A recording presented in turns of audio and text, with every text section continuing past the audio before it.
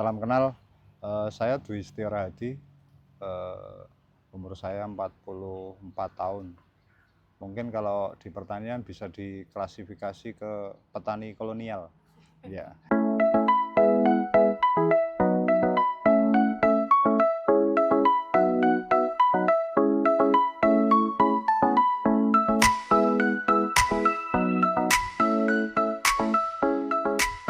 Hore Farm sendiri kita mulai di tahun 2023 Januari.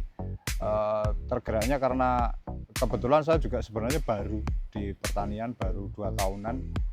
Saya nanam, kebetulan ketemu sama Mas Adi, terus dia punya basic atau latar belakang di ilmu pertanian, jadi kita kembangkan. Kebetulan saya di pertanian sendiri bergerak atau terjun di pertanian itu karena terpanggil secara geografis di pantai selatan pesisir Pansela ini.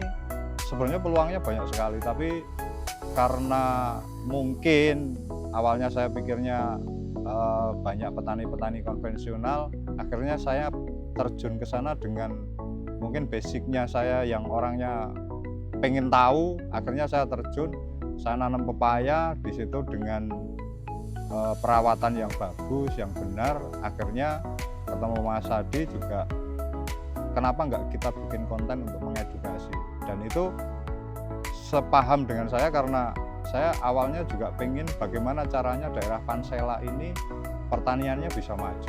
Ya kebetulan saya tinggal di Purworejo, di daerah Grabak ya. Grabak atau Purworejo ini bagian selatan, termasuk Kebumen juga bagian selatan. Dulu itu sangat terkenal dengan pepaya California. Terus 2 tahun yang lalu saya memulai itu, kok kenapa sekarang nggak ada. Nah, ternyata saya tanya-tanya ke petani-petani yang mantan penanam atau pembudidaya pepaya ini, mereka terkendala oleh serangan virus yang katanya waktu itu. Ya, saya masuk ke sana atau saya nanam pepaya itu justru karena tantangan itu. Karena saya memang senang tantangan-tantangan seperti itu. Saya masuk dan ternyata saya pelajari di sana, ketemu Mas Adi. Sebenarnya itu bukan virus, tapi sebuah bakteri yang bisa ditangani.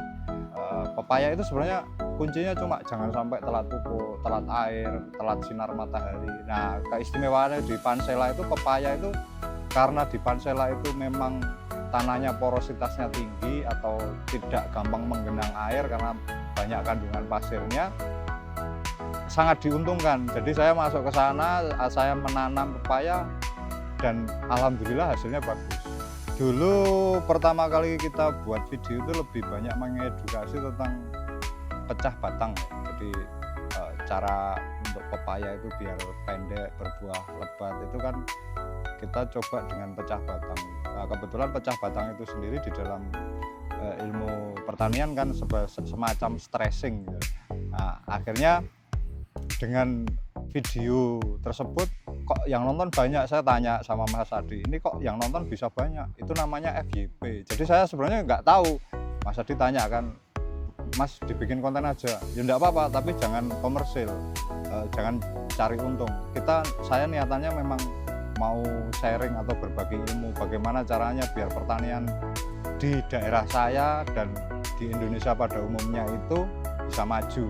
Akhirnya dari situlah kita itu di luar prediksi atau di luar ekspektasi kita, ternyata bisa sampai followernya lumayan, penontonnya banyak.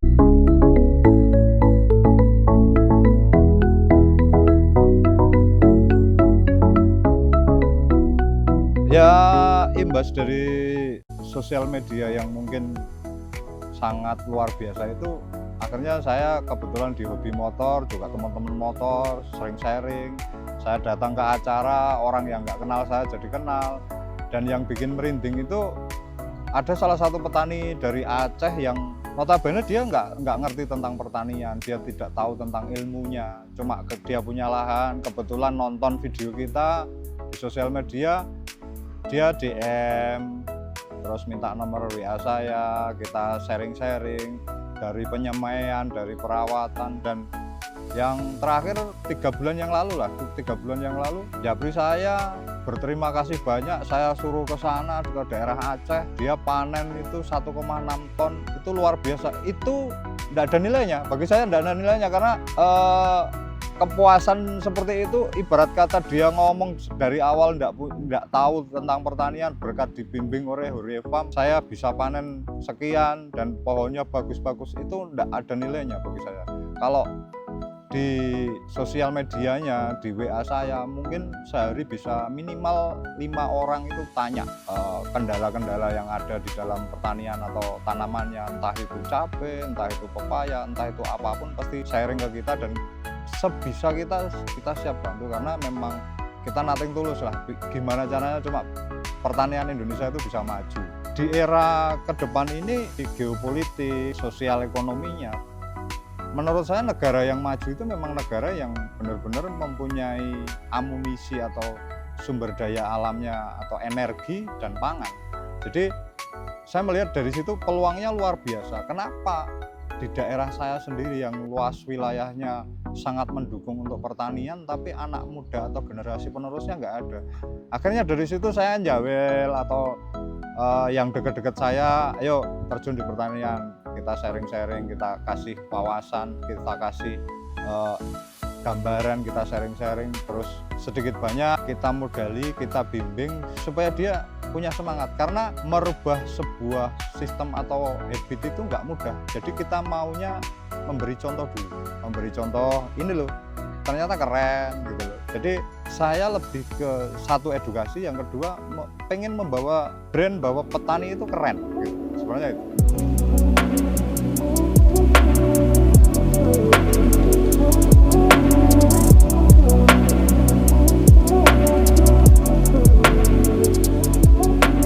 Pepaya sendiri setelah kita budidaya 2 tahun lebih, yang kita pelajari pepaya itu kuncinya cuma jangan sampai telat. Jadi pupuknya setiap minggu itu harus dipupuk minim-minimnya ya 30 sampai 50 gram kalau sudah berbuah. Jadi airnya juga nggak boleh sampai telat sebenarnya. Kalau di daerah sini kebetulan karena sinar mataharinya full, jadi pepayanya walaupun sudah masih pendek tapi buahnya sudah bisa bagus. Jadi sinar mataharinya tercukupi, karena pepaya itu sangat butuh sinar matahari. Kalau dia kurang sinar matahari dia cepat tingginya karena mencari sinar matahari. Kuncinya seperti itu. Jadi jangan telat pupuk seminggu sekali, karena nantinya setelah berbuah panennya juga setiap minggu, seminggu sekali pasti panen. Intinya itu. Sebenarnya pupuk dasar itu semua butuh, cuma kadang pupuk dasar itu banyak yang salah, misal menggunakan kotoran hewan yang belum terfermentasi. Ya, pengalaman kita juga pernah, soalnya kita juga pernah kita pakai kotoran hewan, waktu itu kotoran hewan kambing. Itu setelah 1 tahun bermasalah, begitu kita lepas, kita jabut, ternyata kotoran kambing itu masih utuh dan itu berjamur. Dan itu yang membuat kita menjadi pengalaman bahwa kotoran kambing atau kotoran hewan itu bisa digunakan kalau sudah terfermentasi, kalau belum malah itu akan mengundang masalah. Ya, nutrisi kalau di pepaya sendiri variatif ya, ada vegetatif, ada masa generatif, tergantung. Jadi kalau vegetatif mungkin lebih dibanyakin dengan kandungan fosfatnya, kandungan nitrogennya untuk pertumbuhan. Nanti setelah masuk generatif mungkin diperbanyak oleh di kaliumnya, fosfat kaliumnya. Jadi fleksibel. Efek telat pupuk atau telat nutrisi nanti setelah bunganya itu atau buahnya nggak jadi, nanti larinya ke terserang sama hama, terserang sama bakteri yang mungkin di daerah sini lebih dikenal virus. Padahal itu sebenarnya penyebab utamanya bakteri Erwinia papaya. Dia mulainya sebenarnya dari akar, tapi nanti dia masuk menjalar, indikasinya nanti kayak basah gitu, kayak panu. Terus nanti kalau tidak teratasi semakin naik, nanti biasanya pucuknya langsung layu, itu nanti busuk bau. Penanganan itu sebenarnya kita biasanya cuma kocor dengan manuhara, kalsium, terus asam amino. Jadi supaya dia itu lebih cepat recovery-nya itu sebenarnya itu. Tapi kalau sudah sampai pucuk, saran kita harus segera cabut. Kalau nggak dibakar di tempat, buang jauh, karena itu nular. Itu sifatnya kan bakteri, nular. Dia sangat gampang nular, apalagi kena hujan, kena air, serangga vektor. Ya, pecah batang sendiri biasa kita lakukan dulu itu 1 bulan setelah tanam itu biasanya pohon itu sudah sejempol-jempol lah, sejempol-jempol. Jadi kita pecah itu tujuannya sebenarnya lebih ke stressing. Jadi stressing itu untuk dia pengen recovery itu bagaimana, mungkin akarnya semakin menjalar, semakin cepat. Tapi ya kompensasinya setelah kita pecah batangnya, karena dia stres, kita harus suplai nutrisi yang benar-benar. Dan pecah batang itu sendiri kita sarankan untuk musim kemarau, jadi jarang hujan. Kalau kena hujan biasanya dia jadi jamur, bakteri masuk itu, jadi malah rawan. Kan stressing itu kalau di pepaya itu ada 2, 1 pecah batang, yang kedua potong pucuk. Jadi waktu umur 1 bulan itu pucuknya dipotong, akhirnya dia nanti recovery lagi. Recovery-nya itu kan pasti batangnya jadi besar gitu. Sama saja sebenarnya. Batang itu kita pecah pakai pisau, masukkan tusuk, mau 1 bagian boleh, 2 sisi boleh, 2 bagian boleh. Jaraknya sekitar 1 jengkal. Jadi 1 4 jarian atau 5 jari. Jadi biar nanti kalau kepepetnya ada air atau hujan itu tanah biar nggak sampai ke posisi itu. Jadi setelah dipotong kita lebih banyak dikasih semacam obat atau ZPT untuk recovery-nya, terus ditutup pakai plastik wrap atau plastik, ya yang penting dia nggak kotor aja. Kita biasanya cuma sekali, jadi sekali itu sudah cukup. Tapi kalau nanti mau ulangi lagi waktu dia besar juga bisa, karena itu faktornya hanya pemicu. Tapi ya kompensasinya kalau tidak dipupuk ya sama saja, karena dia harus recovery, pupuknya harus 2 kali lipat gitu. Karena California sendiri sih itu jenisnya, kalau dulu California itu nama tren, kalau saya bilang nama tren atau brand atau varietas yang dikembangkan oleh IPB. Karena tujuannya kenapa namanya California, karena orang Indonesia itu senang ke barat-baratnya. Padahal itu produk atau risetnya dari IPB. Kalau dulu IPB 6, kalau sekarang IPB 9. Dia umur 3 bulan sudah mulai berbunga. Jadi 2,5 sampai 3 bulan itu dia sudah mulai berbunga, dan itu sudah masuk masa generatif. Yang harus kita konsentrasinya di kalsiumnya, yang biasa kita pakai Manohara, terus di fosfatnya yang benar-benar bebas, mau pakai nitrat-nitratan boleh, pakai pupuk yang ditebarkan atau dikocorkan boleh, yang jelas kandungan yang dibutuhkan itu. Terus nanti biasa kita gunakan juga asam amino untuk recovery-nya. Penggunaan Manohara sendiri kalau di pepaya, di samping untuk memperbesar batang, memperkokoh akar, memperbanyak buah, atau biar tidak bunga itu gampang rontok, itu apa gunanya? Banyak yang tanya, Om kok bunga saya gampang rontok? Biasanya kekurangan kalsiumnya. Jadi manfaat dari kalsium sendiri itu yaitu memperkuat bunga itu akhirnya jadi buah, jadi tidak gampang rontok. Apalagi tantangannya kalau di Pansela ini kan anginnya luar biasa. Kalau bunganya sudah mulai berbunga tapi tidak didukung oleh kalsium, tidak bisa. Jadi gampang rontoknya itu banyak sekali, sering sekali. Dan itu kita gunakan kalsium itu di semua tanaman kita pasti kita pakai. Entah itu di spray, entah itu dikocor, tergantung kondisi lah, kondisional, karena itu sangat fleksibel dan itu sangat luar biasa. Tanam terus sampai panennya itu 7 sampai 8 bulan. Itu bisa bertahan bisa sampai 3-4 tahun. Jadi setelah dia masuk masa generatif, itu selamanya generatif terus sampai 4 tahun, sampai 5 tahun bahkan. Cuma kendalanya biasanya tinggi, terus metiknya agak susah gitu aja sih sebenarnya. Yang banyak petani nggak menggunakan itu biasanya kalau kita lebih ke pH tanah. Jadi karena menurut kita sendiri pohon atau tanaman itu kan medianya tanah. Kita harus bagaimana mengkondisikan tanah itu, pohon itu nyaman. Permintaan itu banyak sekali. Jadi sampai saya itu kewalahan, ada sampai 2 eksportir yang minta ke kita. Cuma saya itu kan bukan artian mau memanfaatkan peluang begitu saja, karena kita juga mikir kontinuitasnya. Karena kalau kita sudah kerjasama dengan brand-brand besar atau produsen besar, kita mau nggak mau kan harus bagaimana komitmennya kita.